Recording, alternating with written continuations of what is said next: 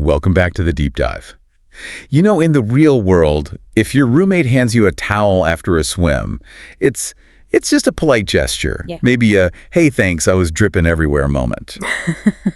But we are not in the real world today. We are in the beautifully chaotic ecosystem of the bold and the beautiful. Where a towel is never, ever just a towel. It's a weapon. Exactly. It's a declaration of war, Yeah. or maybe a symbol of infidelity. Today, we are deep diving into the recap for Friday, February 13th, and the very high-octane spoilers for the week of February 16th. And I have to say, looking at this stack of sources, recaps, spoilers, even some cast social media, the theme here isn't just drama, it's pressure. That is the perfect word for it. We have a romantic pressure just cooking in that beach house where all the boundaries are being tested, and then we have literal physical blood pressure spiking in the boardroom. So that leads to a very, very serious situation. It really does. So our mission today is to figure out who is going to crack first. We need to untangle the absolute mess that Ivy Forrester has made of Will and Electra's relationship. And we need to analyze why Will Spencer, who is usually so quick on his feet, is walking right into this trap. And then we have to talk about Eric Forrester. Because the sources are pointing toward a medical emergency that feels, well, it feels surprisingly high stakes, even for this show. It's a total collision of the personal and the professional. You've got the Logan fashion line, these secret deadlines, and a family feud that puts a legend in the back of an ambulance. Before we get to the sirens and the IV drips, let's go to the beach. Because the contrast in Friday's episode was just jarring. So jarring. On one side, you have the newlyweds, Carter Walden and Daphne Rose. It's a picture of domestic bliss. Yeah, and the sources. Yeah. They're really not pulling any punches here. They explicitly mention post-wedding bedroom passion and baby-making attempts. They are living the rom-com ending. Which, in soap opera logic, usually means they're the control group, right? They are there to show us what happiness looks like. So the disaster happening 5 miles away looks even worse. Exactly. It just highlights how dysfunctional everyone else is acting. And that disaster is at the beach house. We have Will Spencer, Electra Forrester, and the roommate problem, Melissa Dillon. But the architect of this disaster, it isn't really any of them. It's Ivy Forrester. Ivy is playing 4D chess here. And what's so fascinating about the source material is how she does it. She doesn't just lie. Nope. If she lied, it would be easy to disprove. Instead, she curates. She acts like this, concerned truth teller.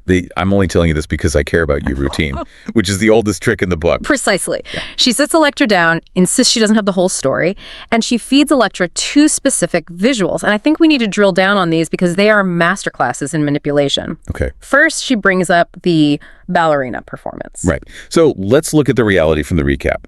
Dillon was dancing around, she stumbled, and Will caught her. It's simple physics. He prevented a fall. But Ivy describes it as this romantic embrace, a swoon. She strips away the context, the accident, the stumble, and just leaves the image of intimacy. She tells Electra that Dillon fell into his arms. Which changes the intent entirely. Completely. And then she drops a nuclear option. The night swim. The infamous bikini and towel moment. Yep. And again, look at the optics Ivy presents. She makes sure to highlight that everyone else was asleep. So it was late, it was dark. The house is quiet.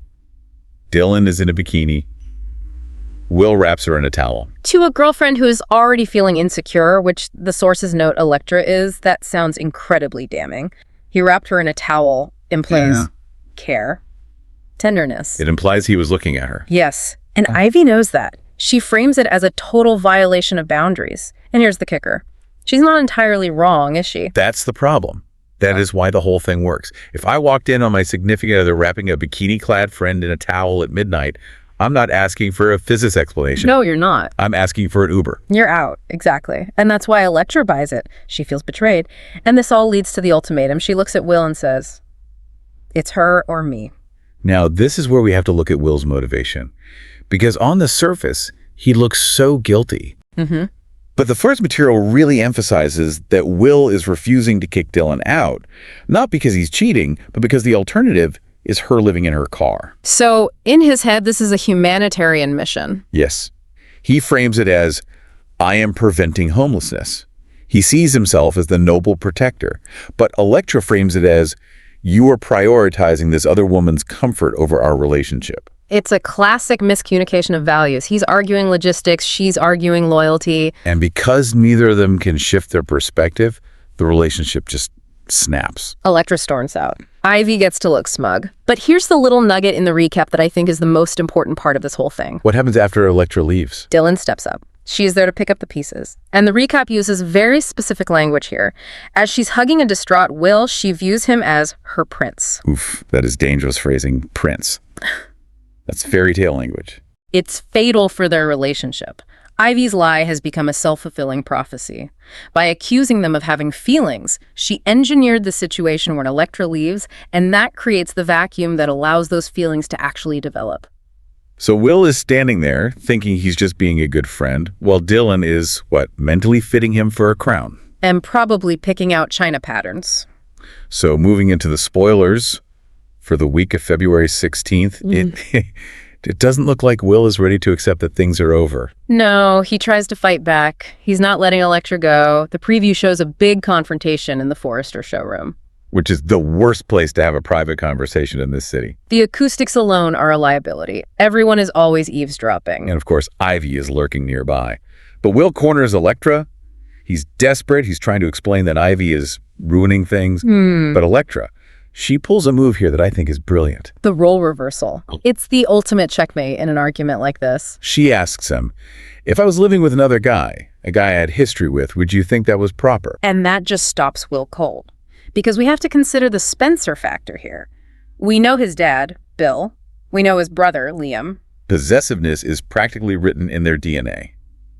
There is zero chance Will Spencer would be cool with Electra shacking up with some male friend who parades around in swimwear at midnight. None. He would absolutely lose his mind. And by pointing that out, Electra just completely exposes his hypocrisy. But even with that logic staring him right in the face, he still won't kick Dylan out. He's stuck. It's a stalemate.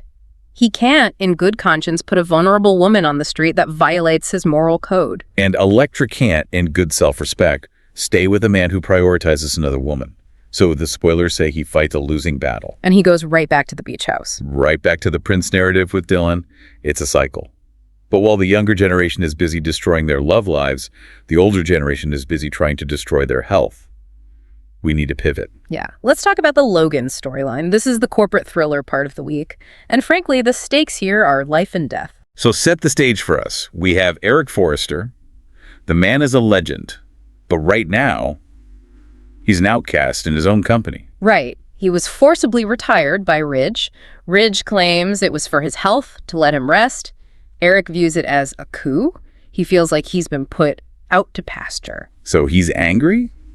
He's motivated by spite and pride. Yeah. And he's secretly designing a comeback collection. But not for Forrester Creations. No, he's designing for the competition. For Katie Logan's new fashion house, Logan? And the money behind this whole operation? Bill Spencer. The secret boss. This trio is fascinating. You have the artist, the face, and the bank. But according to Monday's spoilers, the bank is getting impatient. Bill Spencer doesn't do patience. The source says he hands down a dangerous deadline. He wants to announce the line immediately. But why the rush? Surely he knows he needs inventory. It's all about control. Bill owns Eye on Fashion. He's terrified of leaks. He wants to scoop the story on his own terms before Ridge finds out what they're doing. So he pressures Eric to speed up. But you can't speed run high fashion. He isn't making graphic t-shirts. Exactly. And Eric pushes back. His argument is you can't rush perfection. He knows that for Katie's debut to succeed, it has to be flawless. So you have this pressure cooker, Bill pushing for speed, Eric pushing for quality, and Katie is stuck right in the middle. And remember, Eric is doing all this in secret. He's looking over his shoulder constantly. The cortisol level alone is just, it's bad for anyone, let alone a man whose health was the whole reason he was retired. Which brings us to the explosion point later in the week. The sources describe a massive confrontation at the Forrester mansion. This is the scene everyone is going to be talking about. You have all the heavy hitters in one room, Eric, Ridge, Brooke, Donna.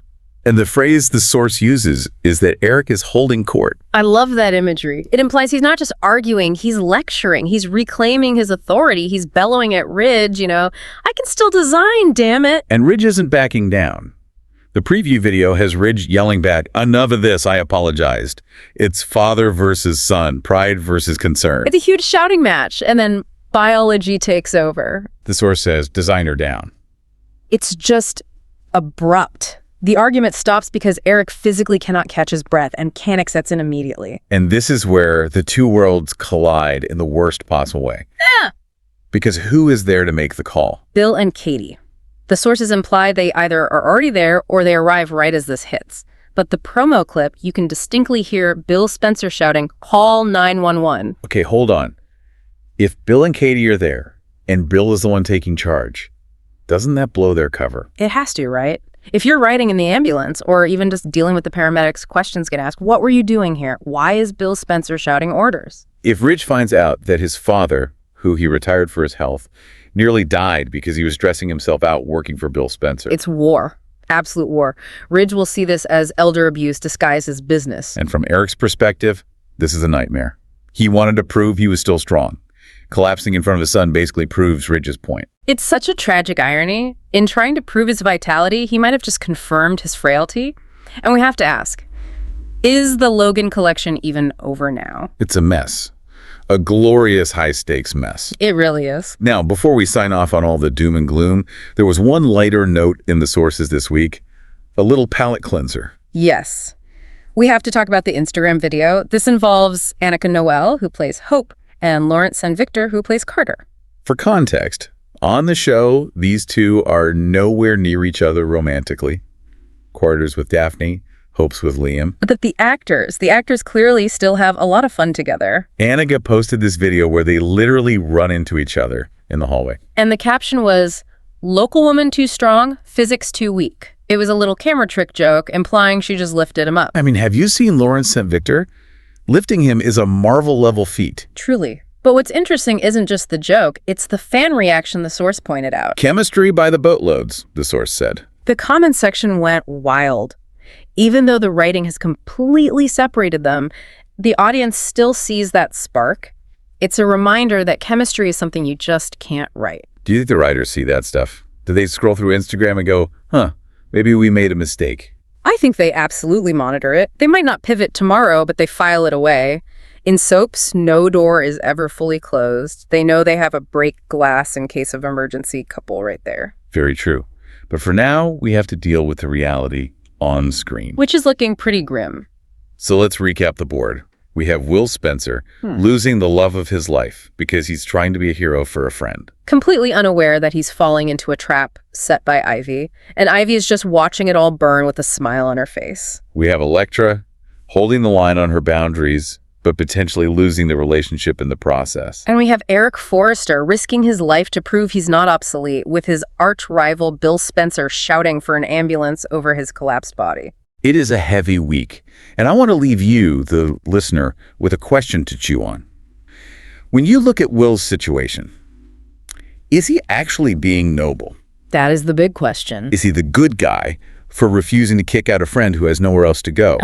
Or is he completely blind to the fact that he is prioritizing another woman's comfort over his girlfriend's feelings, exactly as Ivy predicted he would? Is it charity or is it betrayal disguised as charity? I think Electra knows her answer, but we'll have to tune in to see if Will can figure it out before it's too late. And more importantly, we need to see if Eric Forrester survives that ambulance ride. Fingers crossed for Eric. Thanks for diving in with us. We'll see you next time.